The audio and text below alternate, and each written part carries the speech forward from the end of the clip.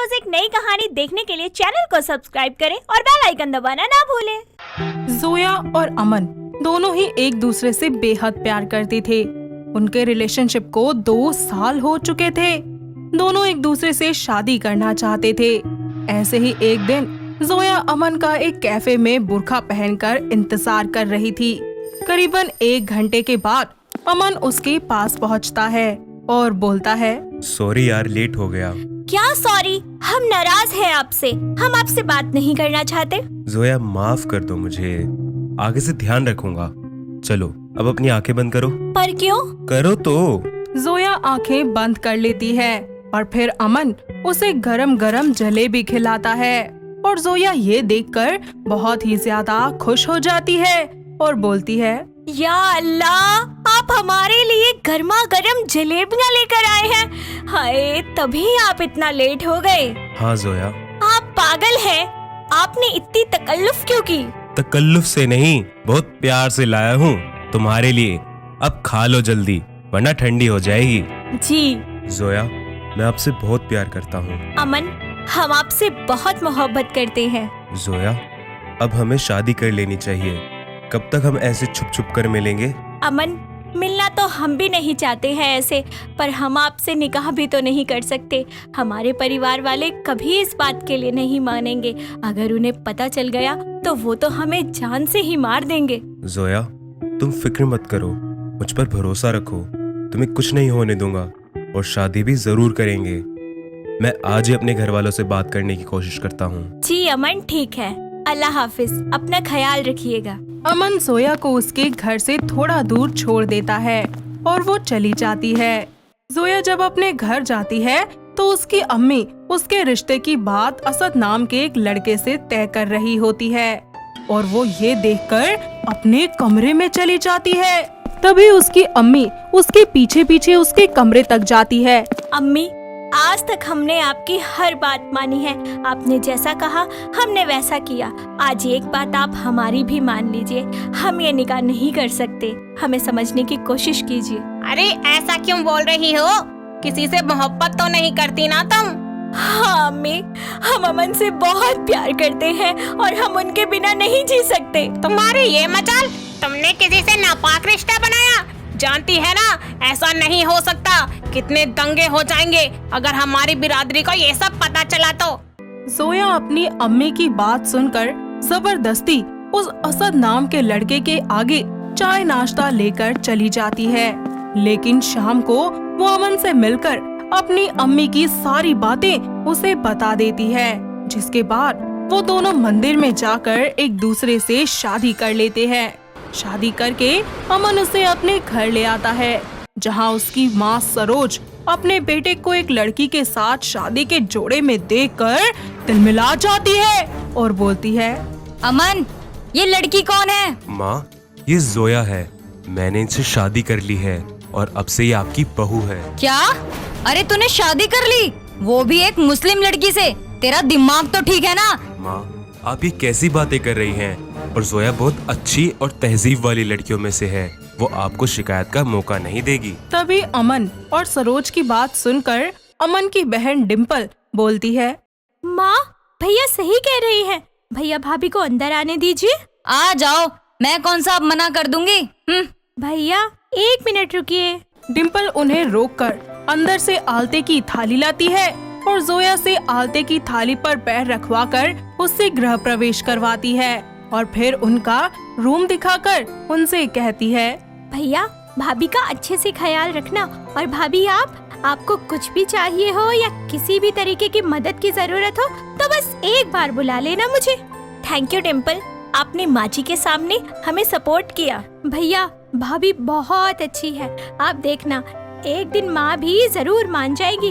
और भाभी, मैं आपकी पूरी मदद करूँगी। शुक्रिया बाजी। भाभी, माँ सुन लेंगी तो गुस्सा करेंगी, पर हाँ, आप मुझे अकेले में बुला सकती है, पर सबके सामने नहीं। सुबह के 5 बजे जोया नमाज कर रही होती है कि तभी सरोज उसके कमरे के बाहर से गुजरती है और जोया को देखकर मुंह बनाकर वहां से चली जाती है। कुछ ही देर के बाद वो रसोई में सबके लिए चाय नाश्ता बनाने लगती है। तभी वहाँ पर उसकी सास सरोज आ जाती है और गुस्से से ये बोलती है, अरे क्यों आई है तू यहाँ पर? किसने दी तुझे यहाँ आने की इजाजत? वो माँ जी, हम तो आपकी मदद ही करना चाहते थे। कोई जरूरत नहीं है, मैं खुद बना सकती हूँ अपना खाना। और हाँ, तेरे हाथ से तो मैं एक गिलास पानी भी ना पीऊं। पता नहीं क्या क्या खाते रहते हो तुम सब, मांस मच्छी, छी छी। अरे तू तो मेरी रसोई अशुद्ध कर देगी, निकल यहाँ से। पर माँ जी, हमारी अब शादी हो चुकी है, हम इस घर के सदस्य हैं। और कौन सा ऐसा धर्म है जहाँ मांस मछली नहीं खाया जाता? हर धर्म, हर वर्ग के लोग ये खाते हैं। फिर आप ऐसे हमें क्यों कह रही हैं? और हम वादा करते हैं कि आज के बाद हम नॉनवेज को हाथ भी नहीं लगाएंगे और ना ही कभी खाएंगे। अरे मुझे मत सिखा कि क्या सही है और क्या गलत। इस तरह सरोज उसे खरी खोटी सुनाती रहती है और उसे बिल्कुल भी पसंद नहीं करती। वक्त बीतता जाता है। सरोज छत से कपड़े लेकर आ रही थी कि तभी सीढ़ियों से उसका पैर फिसल जाता है और वो सर के बल जमीन पर खून में लथपथ गिर जाती है। उसकी आवाज सुनकर जोया उसे देखती है और जल्दी से सर पर कपड़ा बांध देती है। साथ ही डिम्पल को भी बुलाती है।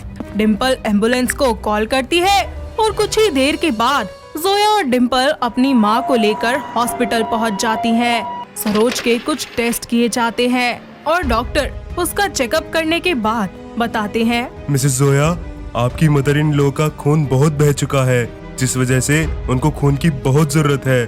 आप अपने हस्बैंड या घर के किसी और सदस्य को तुरंत बुलाइए। जी आप फिक्र मत कीजिए डॉक्टर, हम अभी उन्हें बुलाते हैं। जोया डिम्पल के पास जाकर उसे डॉक्टर की कही हुई सारी बातें बताती है और डिम्पल ब्लड सैंपल दे देती है। तो सरोज से उसका ब्लड ग्रुप मैच ही नहीं करता, जिसके बाद जोया अमन को भी कॉल करके सारी बात बता देती है और वो भी भागा भागा ऑफिस से हॉस्पिटल पहुंचता है। जिसके बाद डॉक्टर उसका ब्लड सैंपल लेते हैं, लेकिन उसका ब्लड ग्रुप भी उसकी माँ से मैच नहीं होता। तभी अमन घबराते हुए बोलता है, जोया, अब हम क्या करें? माँ का ब्लड ग्रुप ना मुझसे मैच हुआ ना डिम्पल से। अब हम क्या करें? ब्लड बैंक में भी ब्लड नहीं है। अमन, आप चिंता मत कीजिए, अल्लाह ने चाहा तो सब राजी होगा। आप सब्र कीजिए। हमने अभी तक अपना ब्लड टेस्ट नहीं करवाया है, एक बार हम भी टेस्ट करवा लेते हैं, क्या पता हमारा ब्लड उनसे मैच हो जाए। भैया, भाभी सही कह रही है। भाभी आप जाइए, मैं हूँ भैया के पास। जोया डॉक्टर के पास जाती है। जोया का ब्लड ग्रुप सरोज के ब्लड से मैच कर जाता है और डॉक्टर जल्दी से फिर सरोज को ब्लड चढ़ा देते हैं। कुछ ही देर के बाद सरोज होश में आती है और डॉक्टर जोया को थैंक्स कर ही रहे होते हैं कि सरोज थोड़ी बेहोशी में ही उन दोनों की बातें सुन लेती है और फिर से बेहोश हो जाती है। 2 दिन यूं ही बीत जाते हैं।